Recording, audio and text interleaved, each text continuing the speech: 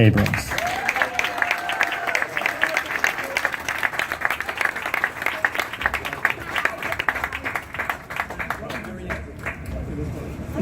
behind you guys. Okay, just like, Who knew we were going to talk together? I'm so glad you're. Thank God. Yeah, we do the same one. Good. What do you want to say? No, you have it. So here's the thing.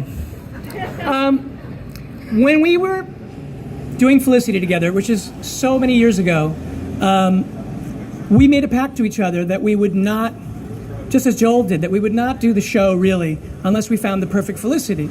And we were really trying to find somebody who could bring humor, but also great depth of emotion. And in fact, there were the writers on the show had put up a picture of the two of us from a restaurant, and they put little thought balloons over their heads. And JJ said, "Make sure it's funny," and mine was, "Make sure it's emotional." And JJ met Keri first because I was off doing a pilot, and he was like, "She's so good, you won't believe it. She's the one we've been looking for." And I was skeptical. I was like, "Oh, okay, so she could be funny. I know what that is, right? She could be emotional." And then I met her, and she was so incredible. And on day one, when we were, because it was weird, it's like they gave us a show. I'm like, "Why are you giving us a show?" We were like, it was ridiculous.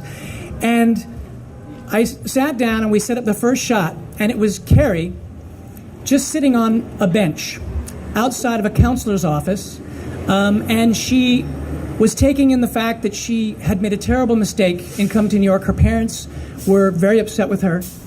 And it was one shot.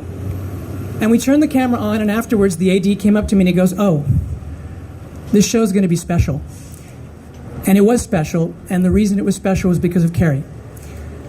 Keri's just an incredibly emotional, beautiful performer, and one who I think, when you think of stars and horns, you think of people who take you on a journey. And the reason that I was unsure about Keri for the role was because the role was a bit of a wallflower, and Keri's so beautiful, and she's a dancer, and she has such confidence.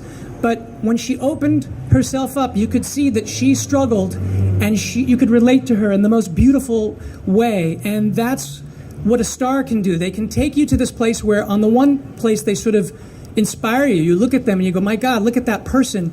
And then they turn you into them. And you go through, movies and TV, the best thing they do is they make you the characters you watch. They extend your empathy. And that's what Keri does. She's a true artist. And I felt like making that show with her and knowing her and working with her since, watching her grow up.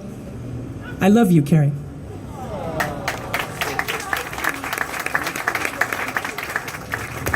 That's not how I remember it. No, that's not true. Everything Matt just said. I don't care if there are 3,215 other stars. There has never been one placed representing someone with a bigger heart or more talent. I know Keri over many years. I know how social she isn't. I can't tell you how much she hates this. Not really. She doesn't hate this. She's honored. But what Keri wants to say is, no, I'm kidding. I'm not speaking for Keri. But Keri, shut up for a second. But this is getting attention like this, despite being a member of the Screen Actors Guild. Getting attention is not her strong suit. What she does so beautifully is become other people, and she does it in a way that most actors would only dream of being able to do. And I know it's true for the other people who are here today who worked on Felicity, including Scott Speedman, Amanda Foreman, Matt, and myself. We just were in a state of awe, really, what Keri was capable of. And she wouldn't just make you cry when you would watch the show. You'd watch dailies, and she'd make you cry. She was so honest and so beautifully real. And she is one of the sweetest people, one of the most wonderful friends, mothers, co-workers that you could ever hope to know. So it is an honor for all of us who know and love Keri to support the 3,216th star in honor of our dear friend, Miss Keri Russell.